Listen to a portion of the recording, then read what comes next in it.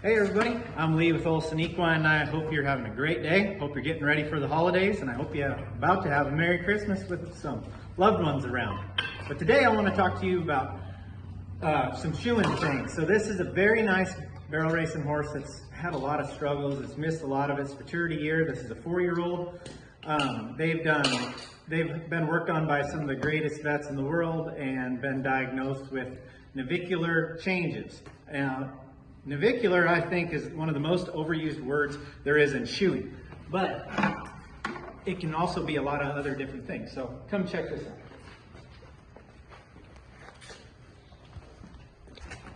So first thing I think we need to do is evaluate our horses. And that's not diagnosing lameness, that's not this a farrier trying to be a vet. It's a responsible farrier or a horse owner too. This is key. So I'm going to show you a video of me trotting around, and I want you to watch how the feet hit the ground, watch how the head comes out of the body. And remember, when they're down, they're sound. So when they come up, that's when they're sore. So give it a little listening.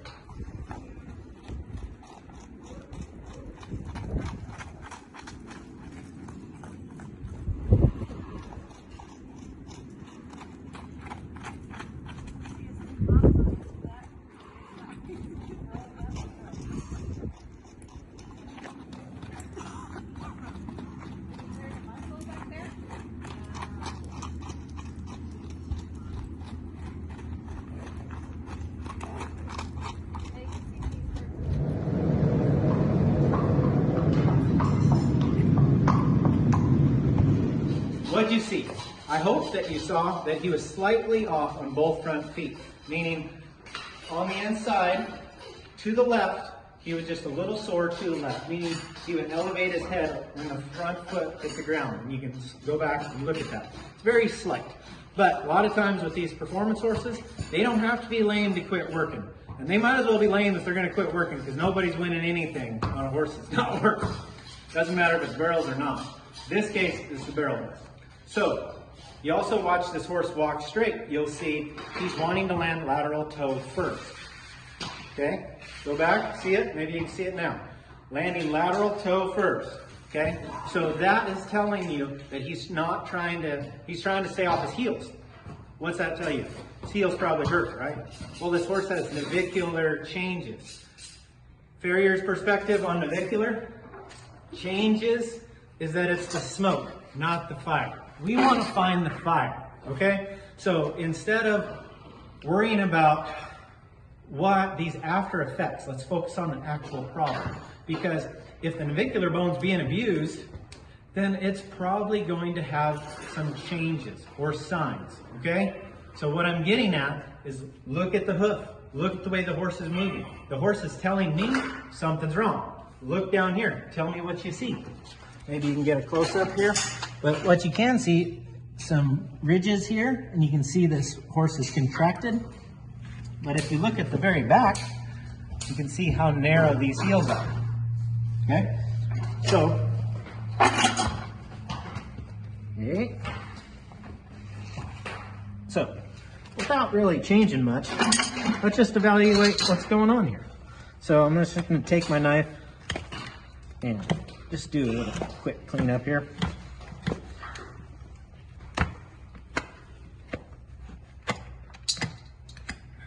Okay.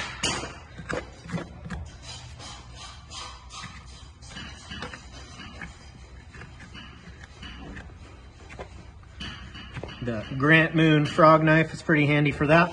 And now, you could spend a lot of time making this look really sexy, but here's the facts. You want to leave as much frog on there as you can.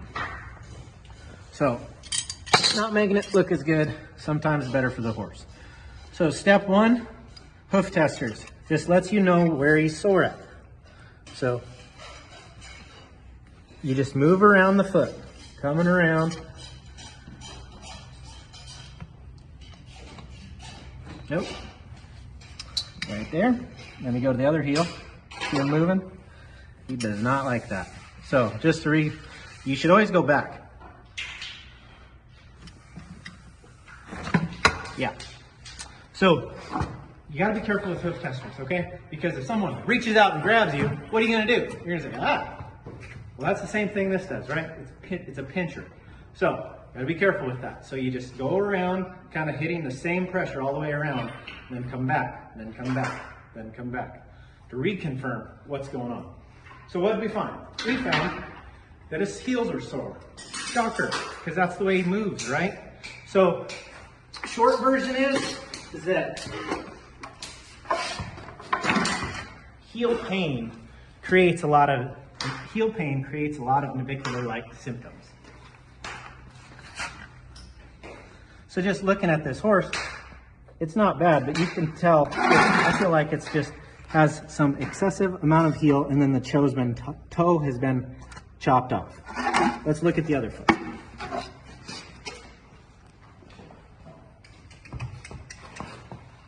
Man, this horse is pretty, isn't he?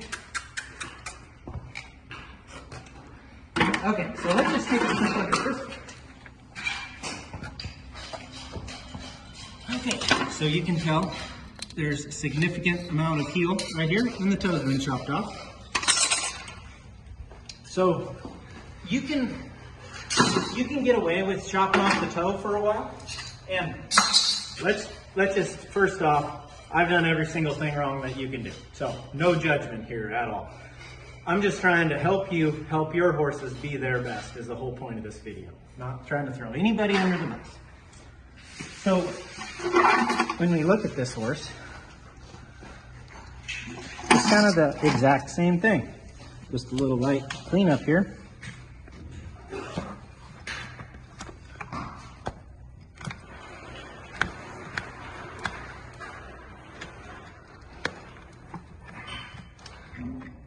And I probably even took more off there than I wanted to. But you can see how these heels are coming under. I think if this horse could have got into some sort of pad that would spread the heels out like a 3D pad or even a leather pad just to take the weight off of the heels, or maybe if this horse would have been trimmed a little differently to where he'd had less on his heels.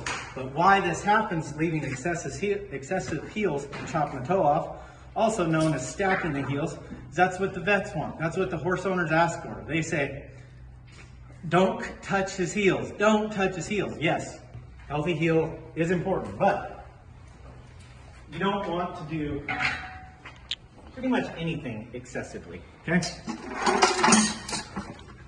So, now this horse has already missed his maturity year. Now we're just trying to keep him sound. So gives a little bit there, gives a little bit there. So now going around the rest of the foot.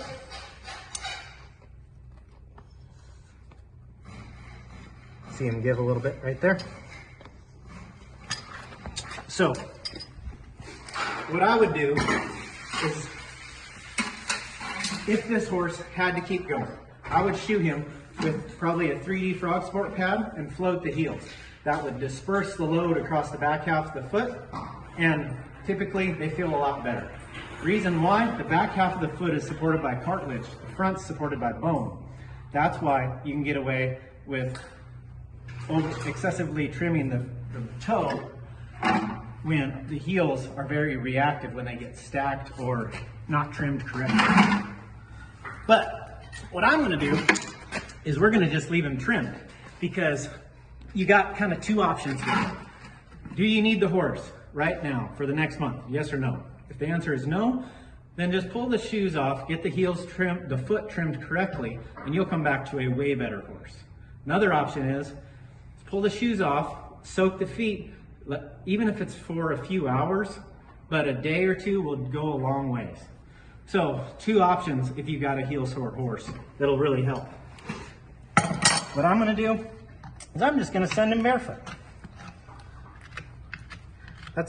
We're going to spend as long as we can barefoot, but even if it was just one shoeing, it would be worth it, because it would get all the inflammation out of the heels and kind of let everything go back to the zero. I always call it hitting the reset button. So it really will work. And what's funny is I'll talk somebody into going barefoot, a horse like this, and then the horse does good, then they end up loving how it runs. And as long as you can have some boots on for the parking lots, most of the arenas, especially in North Texas, are amazing. So if you can get by the parking lots, normally it'll work. But I'm a big fan of shoeing too, but this is a way to get out of a bad situation if you've created a mess with shoeing.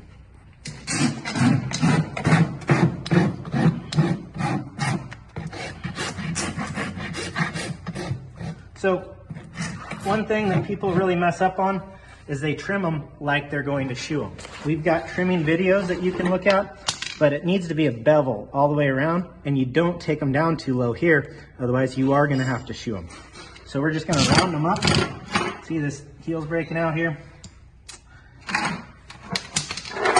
This, maybe will break up, this will break up, especially when the nail holes get close to getting growed out. So this is the time where it's make or break. So once you can kind of clean that up and get through it by trimming often, putting lots of rounding up, like if you're a handy horse owner, if you could just put the bevel back on every week or two, it'll really help until your farrier can get there. And I always say 4 weeks on a performance barefoot trim. But even if you're not going to leave them barefoot, this is a good idea in between shoeings if any horse has some time off, if they have foot problems. So I'll show you how to tackle them real quick. So I guess in short, what I'm trying to tell you is most people over trim this horse right here, and then they say, well, we tried barefoot, it didn't work. It's like, wait a minute, let me try, or let me try this. So leave a little bit on there right now. Give that foot a chance to harden up.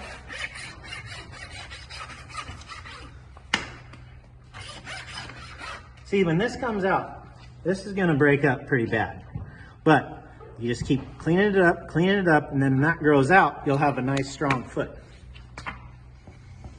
So, I hope that helped you, but I hope you have a great day, and God bless America, and Merry Christmas.